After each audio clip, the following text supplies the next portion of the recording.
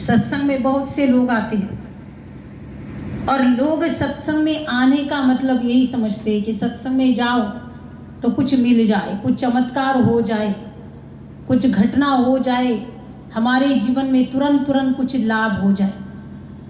अब जिज्ञासा भी हो तो कैसी जिज्ञासा हो? भगवान के प्रति जिज्ञासा हो, भगवान को जानने की जिज्ञासा हो। और इसलिए जिज्ञासु भक्त हो तो कैसे हो?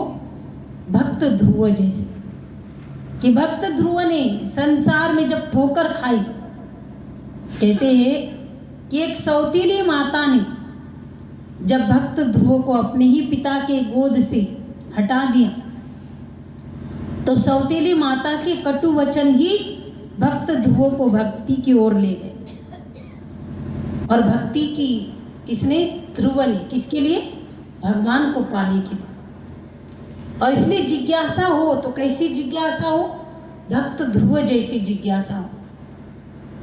और हम इस प्रकार की जिज्ञासा करते हैं सत्संग में आकर। अगर हम भगवान को, कई लोग होते हैं कि जब भगवान को जाना ही नहीं, समझा ही नहीं, तो सत्संग में तो आते हैं लेकिन सत्संग में भगवान को जानने की जिज्ञासा नहीं है, भगवान को पाने की जिज्ञासा नहीं है। कोई धन पाने के लिए, तो कोई घर में सुविधा पाने के लिए, तो कोई पद पाने के लिए, न जाने क्या क्या व्यक्ति मन में चाहना करता है, जिज्ञासा करता है।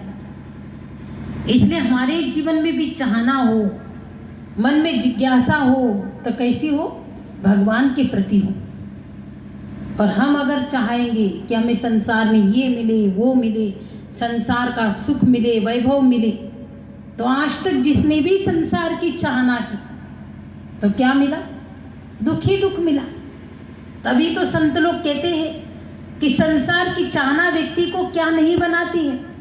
चाह न जाने क्या क्या कराने लगी, चाह न जाने क्या क्या दिखाने लगी, चाह पैसों से आने बनाने लगी और चाह पैसों से रुपए चिनाने लगी, चाह रुपयों से कोटी बनाने लगी और चाह कोटी में मोटर दौड़ाने लगी और चाह मोटर को होटल ले जाने लगी।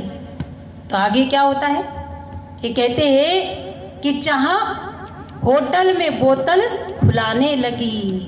तो कहते हैं कि चाह पीली जिन्होंने वो पीले पड़ गए और चाह छोड़ी जिन्होंने वो रंगीले बने। चाह दिल से लगी दिल जरा बन गया और चाह हरी से लगी दिल हरा बन गया। इसलिए ये चाहना, संसार की चाहना हो तो ये दिल क्या बनेगा? जरा। मतलब अनेक प्रकार की व्याधियाँ, अनेक प्रकार के दुख, अनेक प्रकार के कष्ट इस संसार की चाहनाओं में छुपे हुए हैं। और व्यक्ति वही करता है कि संसार की चाहना में, इस संसार की माया में अपना मन लगा बैठा है। और ये माया, संसार की जो चाहना है और संसार में जो हो रहा है और संसार में जो दिख रहा है, ये क्या है? ये सब भगवान की माया है।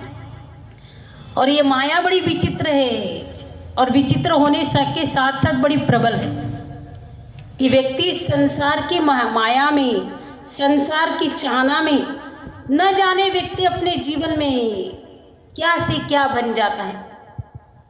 यही हम देखते हैं कि संसार की इस माया में, कि माया की ये प्रबल भावना जब व्यक्ति के जीवन में होती है तो व्यक्ति अपना प्रेम भाव भी छोड़ देता है, व्यक्ति के जीवन से प्रेम भी हट जाता है, व्यक्ति के जीवन से सद्भावना भी हट जाती है और व्यक्ति के जीवन से सत्कर्म भी हट जाती है।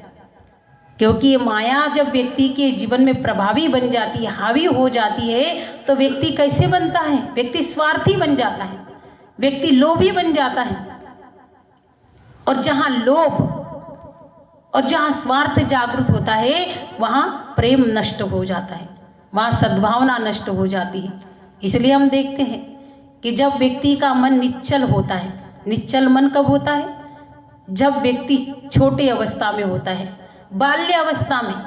जब छोटे छोटे बच्चे होते हैं ना, 5 साल के, 6 साल के, 10 साल के, 10, 11, 12 साल तक भी जब बच्चे छोटे होते हैं तो देखो भाई भाई में कितना परस्पर प्रेम होता है। एक भाई भी अगर कहीं जाता है घर में अगर 2 भाई है तो दूसरा भाई अपने भाई के बगैर नहीं रहता है, उसके लिए रोने लगता है, उसके बगैर उसको सुना सुना लगता है। लेकिन जब वही बड़ा हो जाता है, बड़ा होने के बाद जब उनके अपने परिवार हो जाते हैं तो वही प्रेम नष्ट हो जाता है, फिर स्वार्थ हो जाता है। और स्वार्थ में जब यही माया प्रभावी हो जाती है तो प्रेम हट जाता है, सद्भावना हट जाती है। और तभी संत लोग कहते हैं कि माया का प्रभाव आज मानव के जीवन में हर प्रकार से व्यक्ति के जीवन में प्रभावी होते जा रहा है।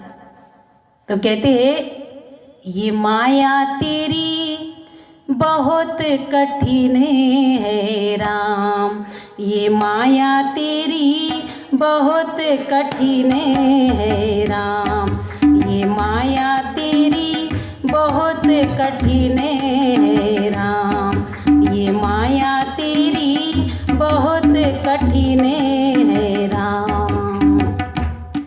वैसे माया में हम माया रूपी संसार में आए हैं, ये शरीर भी हमें मिला है, लेकिन इस शरीर का कैसा आकर्षण है।